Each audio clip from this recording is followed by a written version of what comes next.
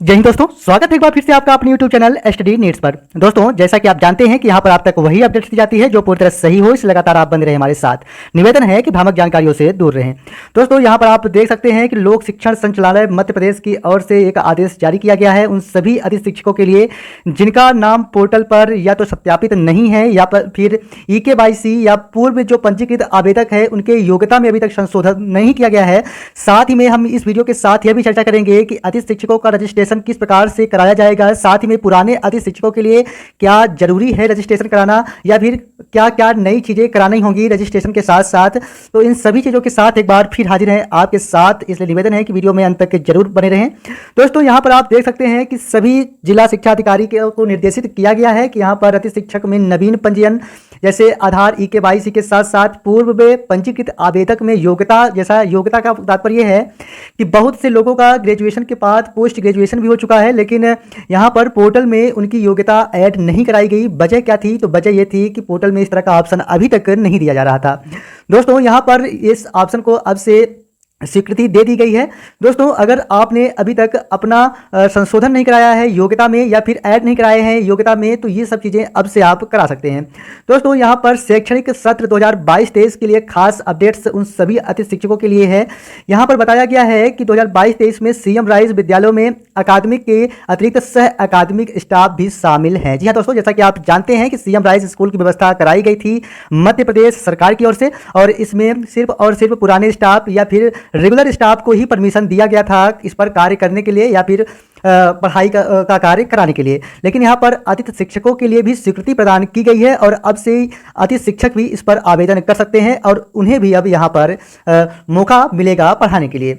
दोस्तों, यहाँ पर बताया गया है कि नवीन पंजीकरण के लिए कि यहाँ पर नवीन आवेदक पोर्टल पर प्रदर्शित समस्त जानकारी पंजीकृत करेंगे, जैसे EKYC आधार का। यहाँ पर इन सभी चीज़ों का जो सत्यापन है वह संकुल प्राचार्य के ईमेल ID और पासवर्ड या फिर जो उनको पासवर्ड दिया गया है उसके थ्रू कराया जाएगा।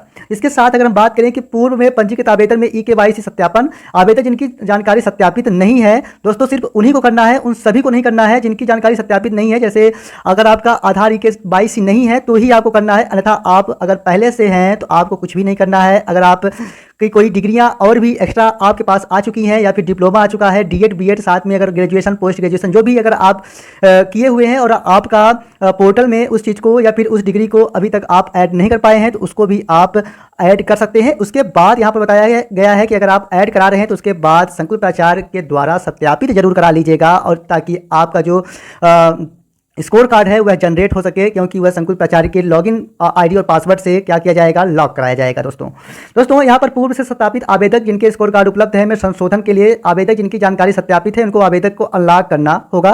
जी हाँ दोस्तों, यहाँ पर अनलॉक प्रक्रिया में आवेदक में दर्ज मोबाइल पर एक OTP प्राप्त होगा जिसको अंकित करने के पश्चात आवेदक अनलॉक हो जाएगा। दोस्तों, अनलॉक होने के पश्चात आवेदक अपनी जानकारी में आवश्यक संशोधन कर सकते हैं। यह ध्यान रखा जाए कि संशोधन के उपरांत आवेदन को संकुल प्राचार्य से सत्यापित कराया जाए जिससे कि स्कोर कार्ड जनरेट हो सके। दोस्तों, यहाँ पर बात यह है कि अनलॉक कराने के बाद आप आवश्यक संशोधन कर सकते हैं। जैसे मान लीजिए आपके पास कोई डिग्रियां हैं उसको आप ऐड कर सकते हैं अपने स्कोर कार्ड में। इसके बाद यहाँ पर बताया गया है कि उसको लॉक कराना अनिवार्य है।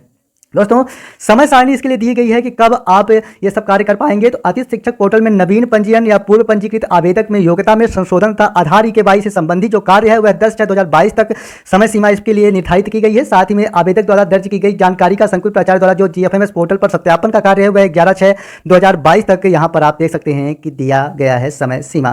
दोस्तों, उन सभी अतिथि शिक्षकों के लिए एक खुशी की लहर कह सकते हैं कि जैसा कि आप जानते हैं कि माननीय उच्च न्यायालय के द्वारा निर्देशित किया गया था कि जो भी अतिथि शिक्षक जहां पर भी है या उनका पैनल जहां पर था, तो यहां पर इस बार भी स्पष्ट कराया गया है कि 2021-22 में आपने जहां पर भी कार्य किया है या आमंत्रित आप जहां पर भी थे, तो इस प्रकार के विद्यालय के जो पैनल है यथावत रहेंगे। इसका मतलब यह है कि जो अतिथि शिक्षक जहां पर अपनी सेवाएं दे रहे थे वे अतिथि शिक्षक अब वहीं पर रहेंगे, उनको वहां से बाहर नहीं किया जाएगा।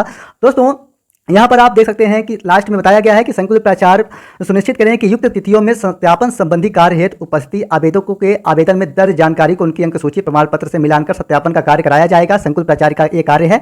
अतः आप सभी लोग अगर अभी तक अपने आवेदन में संशोधन यानी कि अपना ऐसे आपके पास डिग्री या डिप्लोमा जो भी है DED BEd के साथ वे सब चीज़ें ऐड करा के और इसके बाद अनलॉक जरूर करा लीजिएगा ताकि आपका स्कोर कार्ड जनरेट हो सके। पुराने अतिथि शिक्षकों के लिए क्या है खास, तो इसके बारे में अगर हम बात करें तो पुराने अतिथि शिक्षकों को कुछ भी नहीं करना है, जो जहाँ पर थे वहीं पर कार्य करते रहेंगे। और साथ ही में अगर आपके पास कोई एक्स्ट्रा डिग्री या फिर डिप्लोमा आ चुका है, अर्थात अगर आपने पहले ग्रेजुएशन किया था और अब आपके पास पोस्ट ग्रेजुएशन की डिग्री है, तो उसे भी अब आप ऐड करा सकते हैं। बस इतना ही काम करना है। अगर आपके पास अभी तक कुछ भी इससे ज़्यादा नहीं आया है, या कह सकते हैं कि आप पढ़ाने का कार्य तो करा रहे हैं, लेकिन अब आपके पास ना तो अभी तक डिग्री या डिप्लोमा कुछ एक्स्ट्रा नहीं है, जो चीज़ें आपके स्कोर कार्ड में जुड़ी हुई नहीं है, तो आपको कुछ भी करने की जरूरत नहीं है, आपको सीधे ज्वाइनिंग करने की जरूरत है जैसे ही अगला आदेश आएगा।